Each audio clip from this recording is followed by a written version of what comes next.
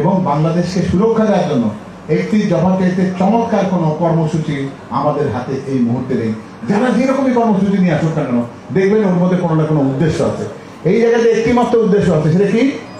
বাংলাদেশকে বাঁচিয়ে রাখা, বাংলাদেশের মানুষকে বাঁচিয়ে রাখা, বাংলাদেশের মানুষের কাছে তাদের রাষ্ট্র ক্ষমতা, তাদের দেশের যে মালিকানা সেটি তাদের কাছে ফেরত দেওয়া। তাহলে এই কাজটি কিভাবে করবো? আমি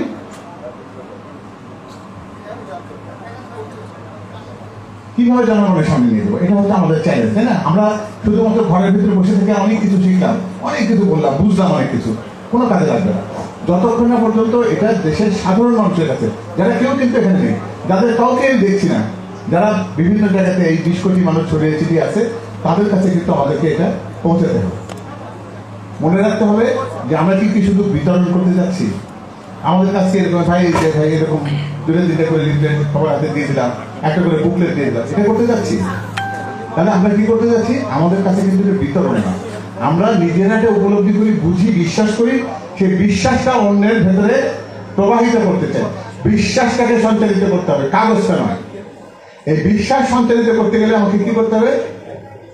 আমাকে লক্ষ্য করতে হবে যে আমি যেন তার মতামত, তার কথা যেন শুনতে পাই। তার কথা যদি শুনতে চাই তাহলে কি করতে হবে?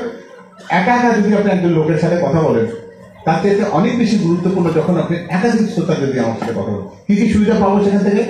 প্রথম কথা হচ্ছে যে আপনি একটা কথা একই সময় অনেকগুলো মানুষের কাছে পৌঁছালেন। দ্বিতীয়ত হচ্ছে তারা যখন এককভাবে সবাই মিলে যখন শোনে, তখন তাদের মধ্যে যে প্রশ্ন বা জিজ্ঞাসা আছে সেগুলো আপনাদের করবে, এবং সেই প্রশ্নগুলো যদি অন্যজনের মনে নাও থাকে, তাহলে আরেকজনের কাছে প্রশ্নটা শুনে তারপর এই প্রশ্নটা আমারও ছিল, তাহলে সেই প্রশ্নোত্তরের মধ্যে দিয়ে আমরা কিন্তু এটাকে আরো বেশি প্রায়োগিক ভাবে, বেশি কাজের মতন করে আমরা পৌঁছাতে হবে।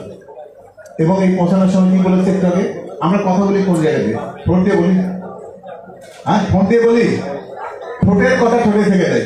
আপনি যদি প্রেম ভালোবাসা করতে চান, সত্যিকার অর্থে যদি প্রেমে জয়লাভ করতে চান, তাহলে কোথা থেকে কথা বলতে হবে? অন্তর থেকে কথা বলতে হবে। অন্তর হৃৎপিণ্ড কিনা তা জানি না আমরা, কিন্তু অন্তর বলতে আমরা সেটাই বুঝাই। তাহলে আমরা ঠোঁটের ভাষায় কথা বলবো না অন্তরের ভাষায়? অন্তরের ভাষা বলতে গেলে কি করতে হবে? প্রথমে আমাকে বিশ্বাস করতে হবে।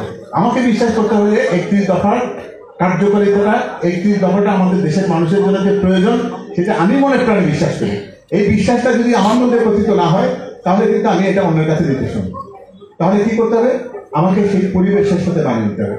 আপনি যদি নিজে খুব বেশি ক্রেতাগ্রস্ত হয়ে স্যুট কোট করে গাড়ি নিয়ে কোথাও নেমে যদি কৃষকের সাথে কথা বলেন, তাহলে কৃষক কিন্তু আপনাকে রিসিভ করতে চাইবে। মনে হয় যে না, দূর, এটা আমার মানুষ না, এই লোকের সাথে আমার দূরত্ব আছে, এই লোকের সাথে আমার কথা বলে লাভ নেই।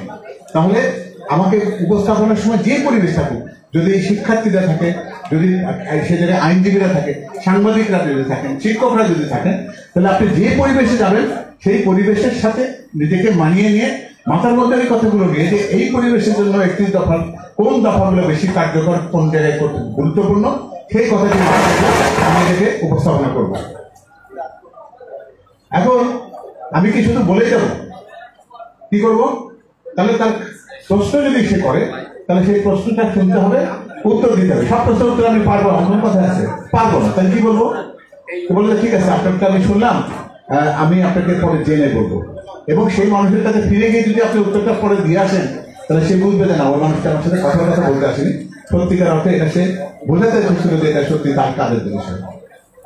আমরা যদি তার সাথে একমত না হই, সে অনেক কিছু সাথে একমত হবে, বলতে না আপনার এটা ঠিক না, আপনি যেটা বলছেন আপনার এই কথাটি আমার বাস্তবের সাথে মেলে না, তাহলে কি হবে? তাদের মতামতটা শুনতে হবে। কিন্তু যদি সে তার আমার সাথে যদি একমত নাও হয়, আমি ব্যাখ্যা দিতে পারি, কিন্তু তার ভিন্ন মত প্রকাশের স্বাধীনতাকে আমি কখনো